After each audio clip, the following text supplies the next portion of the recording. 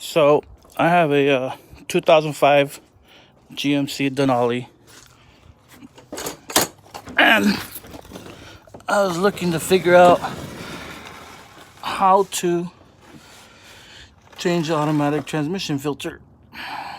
Some people say take the exhaust off.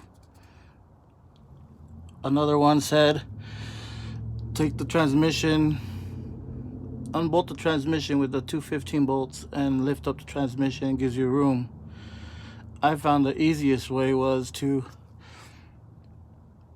disconnect your drive shaft, push it up, and pry on the shift linkage a little bit, and it comes out.